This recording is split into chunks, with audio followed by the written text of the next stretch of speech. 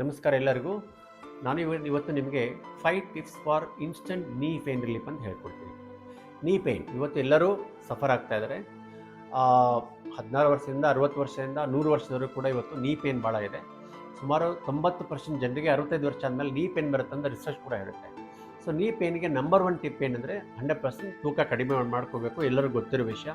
Number 2, ಬೆಳಿಗ್ಗೆ ಎದ್ದ ತಕ್ಷಣ ತಾವು ಚೇರ್ ಮೇಲೆ ಕೂತ್ಕೊಂಡು ಒಂದು ಫುಟ್ ಸೈಕಲ್ ಅಂತ ಬರುತ್ತೆ, 1,500-2,500 ರೂಪಾಯಿ ಕೊಟ್ಟಾಗ ಒಂದು 15 ನಿಮಿಷ ಫುಟ್ ಸೈಕಲ್ ಮೇಲೆ ತಮ್ಮ ನೀಯನ್ನು ರೊಟೇಟ್ ಮಾಡಿ. ಹೀಗಾದಾಗ ನೀ ಲುಬ್ರಿಕೇಷನ್ ಆಗಿ ಯೂಸ್ ಇಟ್ ಆರ್ ಲೂಸ್ ಇಟ್ಟಿಂದ ತಾವು ವಾಕ್ ಮಾಡೋಕ್ಕೆ ಹೋದಾಗ ನೀ ಪೇನ್ ಕಡಿಮೆ ಆಗೋ ಸಂಭವ ಜಾಸ್ತಿ.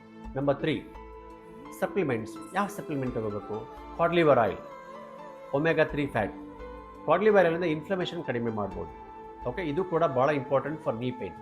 ನೆಕ್ಸ್ಟು, ನೀವು ಭಾಳಷ್ಟು ಜನ ನೀರು ಕುಡಿತಾರೆ, ಆದರೆ ಅದು ಟಾಯ್ಲೆಟ್ ಹೋದಾಗ ಬಾಡಿ ಡ್ರೈ ಆಗಿ ಜಾಯಿಂಟ್ಸು ಟಕ್ ಟಕ್ ಅಂತ ಸೌಂಡ್ ಬಂದು ನೀ ಪೇನ್ ಜಾಸ್ತಿ ಆಗುತ್ತೆ.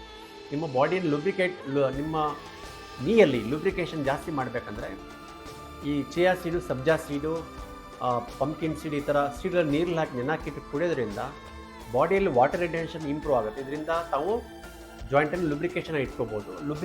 ಲುಬ್ರಿಕೇಷನ್ ಜಾಸ್ತಿ ಮಾಡಿದಾಗ ಈ ರಬ್ಬಿಂಗ್ ಕಡಿಮೆ ಆಗಿ ಪೇನ್ ಕೂಡ ಕಡಿಮೆ ಆಗೋ ಸಂಭವ ಉಂಟು.